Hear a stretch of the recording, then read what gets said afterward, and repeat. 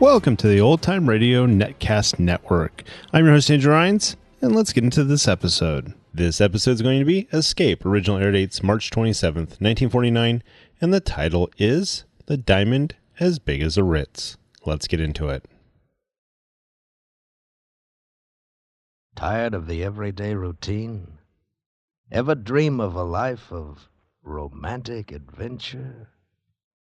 Want to get away from it all? We offer you Escape.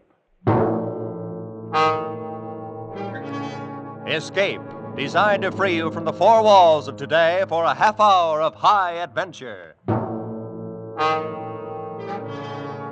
You are a prisoner in the magnificent mountain retreat of the richest man in the world, yet in love with his beautiful daughter.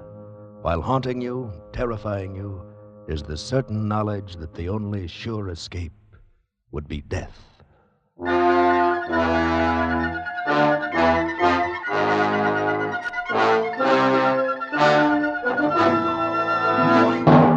Today, with Sam Edwards starred as John Unger, we escape to an isolated plateau in the Rocky Mountains and the strange story of a stranger family, as F. Scott Fitzgerald told it in his fascinating tale, The Diamond as Big as the Ritz.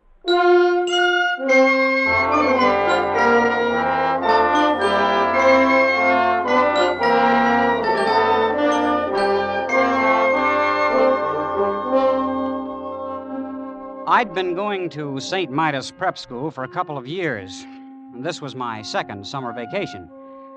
I'd met this fellow Percy Washington during the winter and got to be pretty good friends with him. Only I didn't know about his family or where he came from or anything like that. Of course, I knew he must be rich. All the fellows at St. Midas came from wealthy families. So when he invited me to spend the summer at his home out west someplace, that was okay by me. We'd been traveling on the Super Chief overnight when Percy first mentioned it. I don't even remember now what led up to it. We'd been talking about first one thing and then another. Exactly where is your home, Percy? I mean, you bought the train tickets and all, so I... Well, it's in the Rockies. Sort of, that is. The Rockies, huh? Pretty wild country, isn't it? Some of it is. And now you take Hades, Missouri, where I come from. It's been settled for 150 years. One of the first towns on the Mississippi River. Indeed. Oh, sure. That's very interesting. You know, I sure do appreciate your not making jokes about it, the way some of the fellows do when I say I come from Hades. John, do you know that my father is the richest man in the world? Oh? By far the richest. I read about a man that paid taxes on a $5 million income. Small fry. If my father paid a tax on his real income, he'd disrupt the whole economy of the United States. No kidding. Oh, I like rich people. The richer a fellow is, the better I like him. My father could buy out all the millionaires in the country and not even know he'd done it. Is that a fact? I visited at the Switzer Murphys once. They're plenty rich. Why, their daughter, Vivian's got rubies as big as hen's eggs. I like jewels. Always have. I used to collect them instead of stamps. And diamonds? The Switzer Murphys had diamonds as big as walnuts. Oh, that's nothing. Huh? Nothing at all. My father has a diamond as big as the Ritz. Oh. Please. I'm not joking. But you mean as big as the Ritz-Carlton Hotel? Exactly. My father has a diamond as big as the Ritz.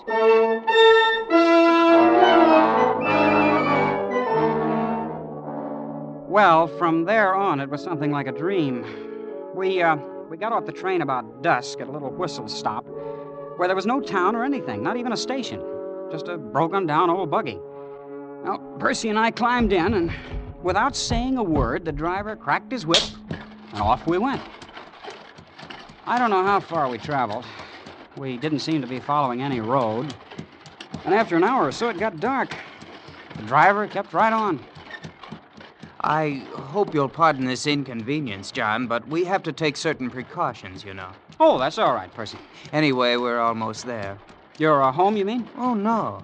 To the place where we consider it safe to transfer. Transfer? What do you mean? There's the signal now. Headlights. Pull up the horse, Absam. They've seen us. An automobile. Yeah, but how? There's no road. Oh, it's special built. Doesn't need roads. Welcome home, Master. Good evening, Gigson. Come on, John. Let's get in. Gosh, what's the body made out of? Silver? No, platinum. Those are emeralds in the hubcaps. And the upholstery. It's fur. Mink. You are ready, Master? Anytime, Gigson. You'll probably notice, John, the exceptional brightness of the headlights. The lenses are cut from diamonds. Boy, what a car. This old junk heap? We use it for a station wagon.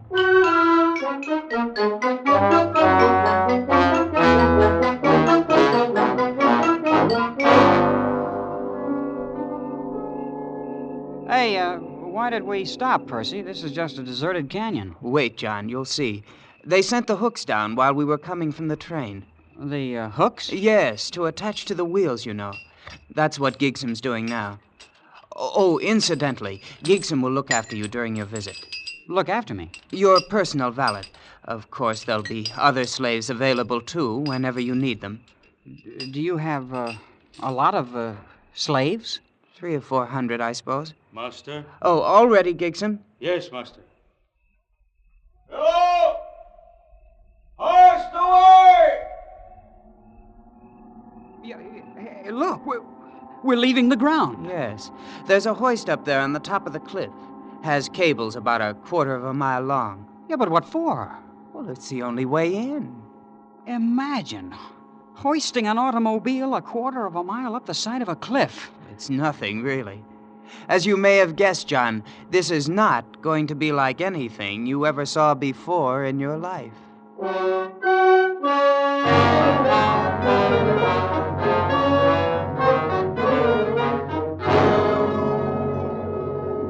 Well, John, there it is. That's your home? Yes.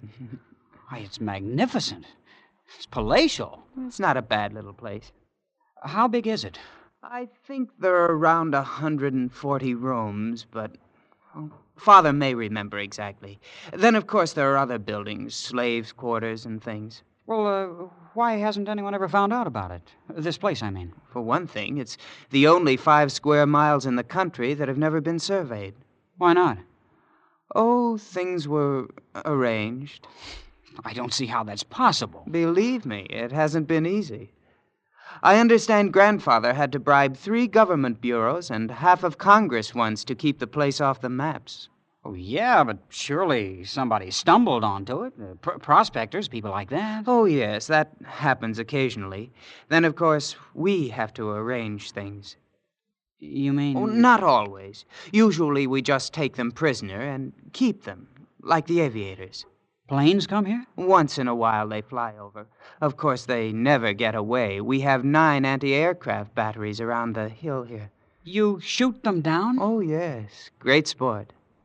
Does upset Mother a bit, though, and there's always the chance one might get away. That's Father's greatest worry. This place, this whole thing, it's fantastic. Oh, come now, John.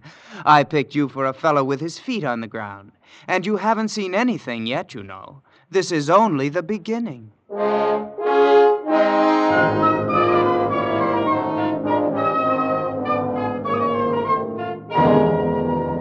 And it was only the beginning. We crossed the acres of lawn and entered the great chateau. And from that moment on, vision upon vision tumbled together in a gigantic kaleidoscope of color, symmetry, and exquisite harmony. There were corridors lined with gleaming crystals, lit by lamps cut from emerald, and great halls carpeted with chinchilla fur and ermine. Why, even the air I breathed carried a subtle fragrance, like the scent of platine. There was a white-haired man, pink-faced and pleasant, who was Percy's father. More champagne, Mr. Unger. Oh, thanks, Mr. Washington. It's very good. Ah, it's the very best. I have it made specially by Paul Masson himself. Gosh, really? However, Mr. Unger, I don't want you to think our life here is just a bed of roses. Upon occasion, we do have to arrange things. Oh, yes, indeed, we do. I went to my room thinking there could be no more nor greater wonders. I was wrong. There were many more and greater ones, and one of them I discovered the next morning in the gardens.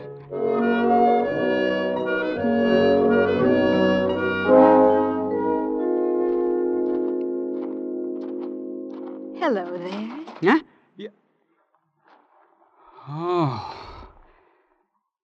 you're lovely. My name is Kismine. You're John Unger. You're a friend of my brother. Are you from the East? No, at least not exactly. I'm from Hades. Oh? Missouri. Would you like to sit down here on the grass? Why, yes, sure I would. I'm going east to school this fall. Do you suppose I'll like it? Well, I think so. Of course, it'll be different from all this. That's what my sister Jasmine says, and she's in the East now. I've never been outside. I hope you won't be offended, but you're the most beautiful girl I've ever seen. Yes, I know. What? I surprised you, didn't I? A year ago, I would have said thank you. But Father says it's very necessary to learn to take things for granted. Sure. I like you, John. I wish you'd spend some of your time with me this summer. Not all with Percy. I will, Kismine. I will. You may be in love with me if you'd like to. I'm absolutely fresh ground, you know. I think I am in love with you. Already. Of course, we'll have to meet secretly. My parents wouldn't permit it if they knew. Then that's what we'll do.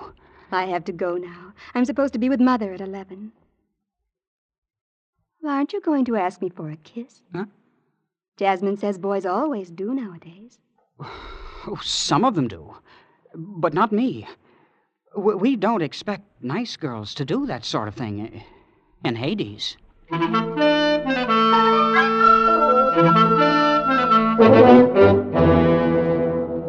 It was a funny thing. Percy's family were polite, friendly, always smiling. And yet all the time I had a feeling that some terrible and golden mystery lay hidden just around the corner. A few days after I'd met Kismine, Percy remarked casually that an unusual event had occurred. A man had escaped from the cage. Of course, I didn't know what he meant then, but the next morning I was walking with Percy's father on the grounds of the estate. Oh, Mr. Washington, Percy said something about a man escaping from the cage. I didn't quite get it. The cage, huh? Well, perhaps you'd like to see it. Yes, it might prove interesting, just as a novelty. It's over here. Well, these trees, they're 60 feet tall, and they have roses blooming all over them. It's a rather interesting development by a Swiss botanist. These are the only ones in the world. Oh, I suppose you'll see them all over the country in a few years. No. These are the only ones. That was arranged. Here we are. The cage. Why, it's a pit dug in the ground, and a grating on top. Well, boys, how are you getting along? How many men are there down there? Oh, about 50, as I recall. Aviators we've shot down, wandering prospectors, men of that sort. But why are they kept there? Well, they've all had the common misfortune of having discovered El Dorado. Gentlemen, I am sure that you would like to know that your companion who departed without my permission has been taken care of. He was shot by some of my agents in 14 different places. Golf, Mr. Unger? They found him then, the man who got away. Well, actually, by places, I meant towns. No, my agents were overeager.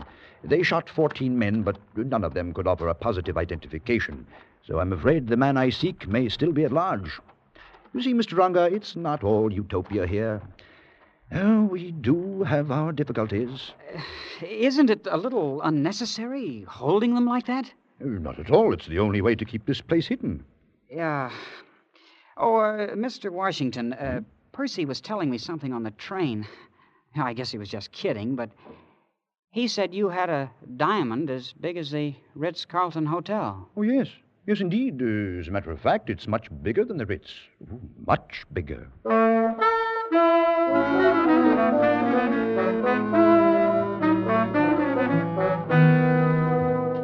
Well, summer went on, and I was more and more in love with Kismine. She, too, was priceless, exquisite, like no other girl in the world. After a couple of weeks, I'd kissed her, of course, and I was really in love for the first time. Yeah, I should have known. I should have put two and two together when Percy's father showed me the cage, but I didn't. Until one morning late in the summer, I'd slipped off with Kismine to the rose gardens. Kismine, I think we ought to elope. I don't know. It would be much nicer to be married here, but then it would be much more romantic to elope. All the Sunday supplements would write stories about it. Oh, Kismine. I knew an heiress from Omaha once, but I don't think you'd like her. She visited my sister here. Oh, you've had other guests then, huh? Well, yes, we've had a few. Oh, wasn't your father ever afraid they might talk outside? Well, to some extent. But let's talk about something more pleasant. What's unpleasant about it? I grew quite fond of some of them. You mean they told? And your father... They didn't get a chance to. Father had to be sure. But that's murder. Well, what else could we do? In the cage, they'd be a constant reproach to us. And Father does it so nicely. They're always drugged in their sleep. And we tell their families they died of scarlet fever in Butte. I'm not sure what effect that has on the statistics there. Of all the horrible... No, it's not. After all, it would be terribly boring here without ever having anybody. Why, Father and Mother have sacrificed some of their best friends. That's what they planned to do with me, then. See, now you're sort of depressed. I knew you would be. And we could have had such fun. Fun? Couldn't you try to forget it and be nice to me until you're put away? It's only for 2 or 3 weeks. You'd go on this way? Kissing? Talking about love? When you know I'm not much better than a corpse? You're not a corpse. You're not. I won't have you saying I kissed a corpse. That wasn't what I said. You did, too. I did not. You said that... Just a moment. Oh, Father. Who kissed a corpse? Nobody. We were joking. Now, you two haven't any business here anyway. Kismine, you go read, go play golf, and don't let me find you here when I come back. Yes, Father. Yeah, well, good day, children. You see, now he knows. You've spoiled it all. You don't really love me. Kismine, you... Oh, what's the use? Look, Kismine, why would it be so terrible if anyone found out about this place? Why, it's on account of the diamond, of course.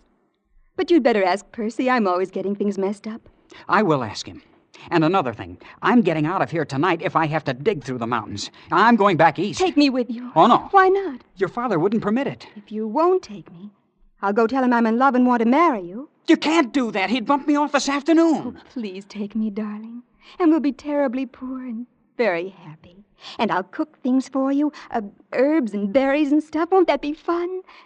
You will, won't you, John?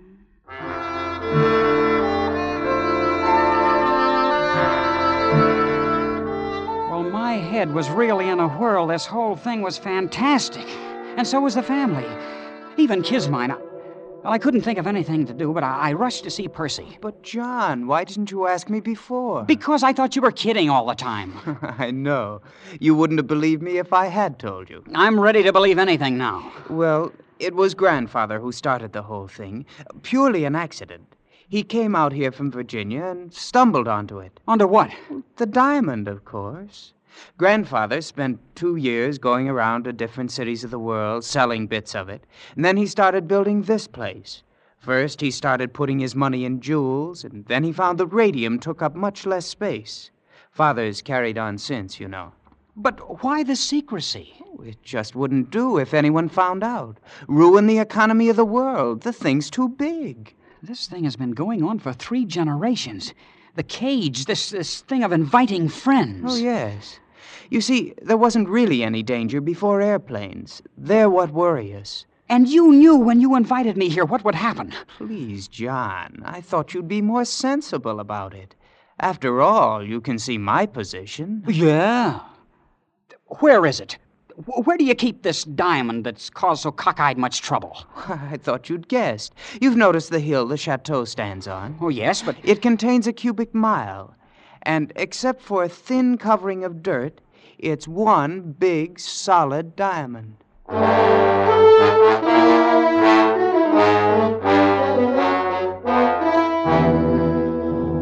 It was nearly midnight. I didn't know what awakened me. But all of a sudden, I was staring across the patches of moonlight, spotting the ermine carpet of my bedroom, staring at 3 slaves I'd never seen before. They just slipped inside the door and stood there, each with a vicious length of shiny copper wire. The official executioners. I lay there on the bed watching them, counting heartbeats, not daring to move, not daring not to move. They didn't know I'd awakened. They began edging across the room. Come on, all 3 of you. There's no time now for this. Hurry.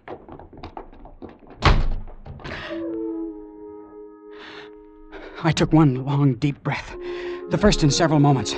Then I was out of the bed in an instant, throwing on my clothes and dashing through the long crystal corridor to Kismine's room. Kismine, are you awake? John, over here by the window. So they woke you up, too. If you mean 3 of your father's slaves. No, airplanes. Airplanes. So that's what it is. At least a dozen. I saw them crossing against the moon. Look, they're circling way over there. You think they're here on purpose? Oh, yes, they dropped warnings to Father. It's that man who got away from the cage, you know. Good for him. Yes, wasn't he clever? I think we'll open up on them any second now. Open up? Yes, our anti-aircraft. Oh, this is thrilling. Thrilling? Oh, look, they're in range now. Bravo! Bravo! Kismine, get away from that window! Good heavens, did you see that? Yes, and we've got to get out of here. Can't you understand? They'll bomb the chateau next. Oh, there's a little grove across on the side of the mountains. We always keep one of the cars there. We'll have a nice view of everything. A nice view? Kismine, you don't seem to understand. They mean business. They're out to finish off you and your whole family. It all seems so silly. Why, when you come right down to it, they've never even met us.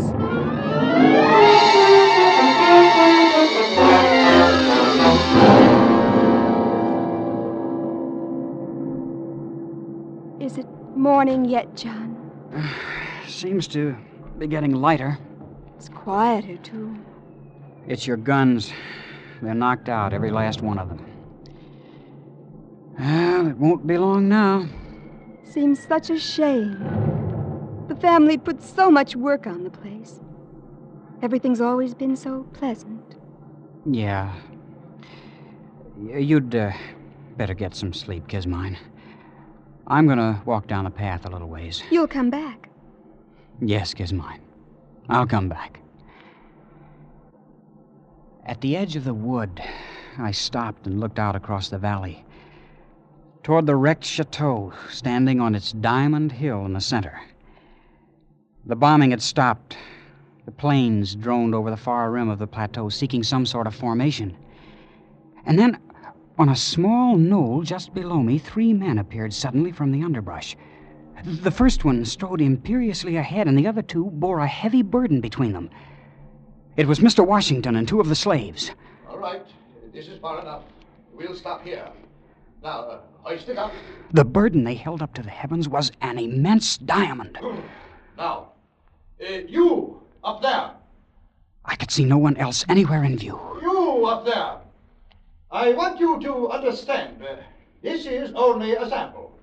I'll give you 1,000, cut as fine, set in pedestals of platinum. And I'll build you a tower 1,000 feet high, cast of solid gold.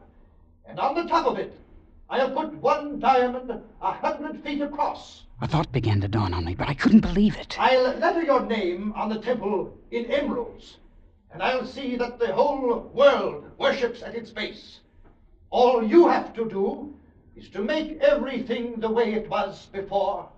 Mr. Washington was offering a bribe to God.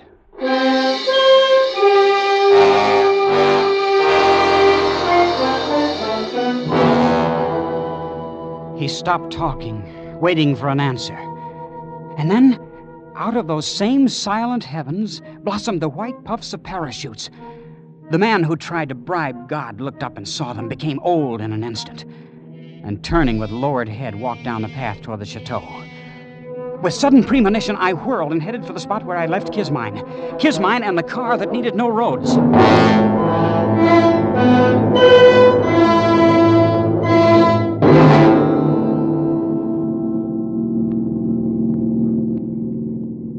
Haven't we gone far enough, John? I suppose.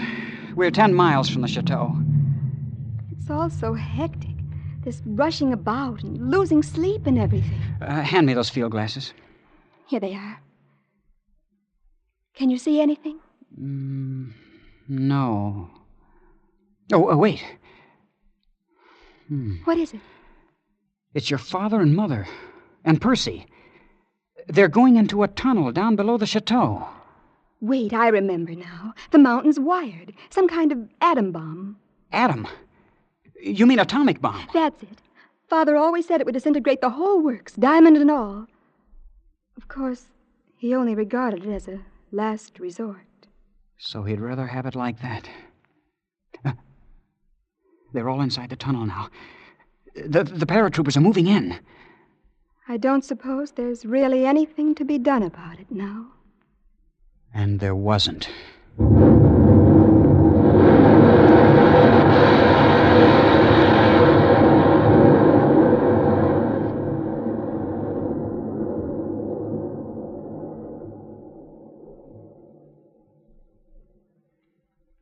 I keep thinking about things the way they were.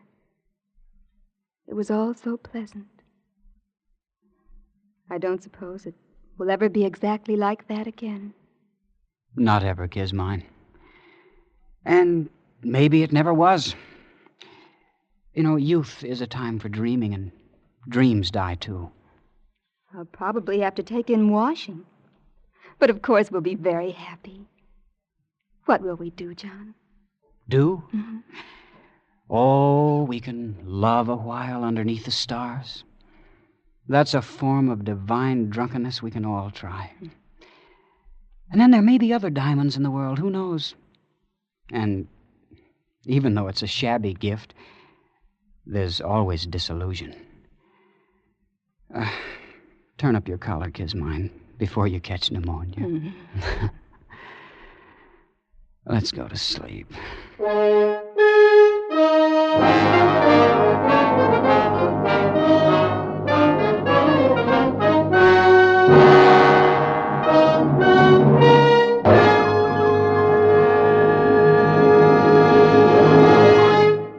Escape, produced and directed by Norman Macdonnell, has brought you Sam Edwards in The Diamond as Big as the Ritz by F. Scott Fitzgerald. The radio adaptation was by Les Crutchfield, with editorial supervision by John Dunkel. Featured in the cast were Nina Clouden as Kismine and Hugh Thomas as Percy, with John Daner and Jack Crucian. The special musical score was conducted by Leith Stevens.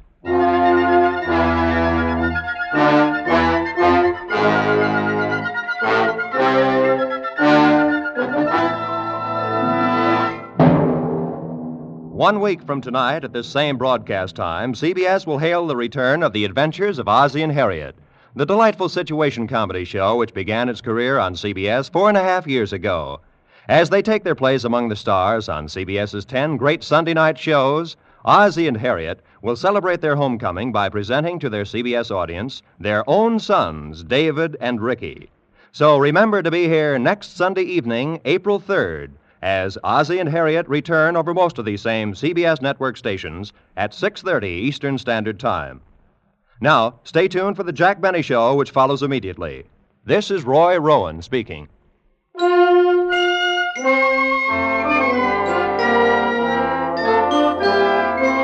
This is CBS, the Columbia Broadcasting System.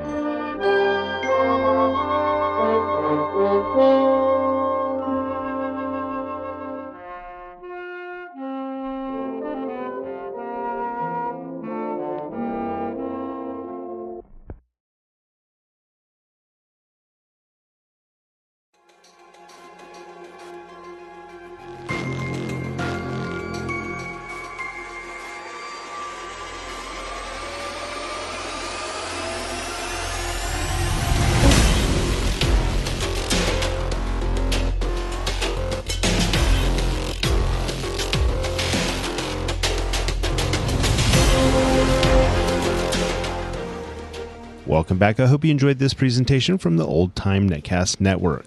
For more great shows, go to otnetcast.com. Don't forget to like and rate this episode in your favorite podcatching client. Follow this show on Facebook by going to otnetcast.com/Facebook. This episode is covered under the Attribution Non-Commercial Share Alike copyright. For more information, go to otnetcast.com/copyright. Thanks again for listening, and I hope you have a great day.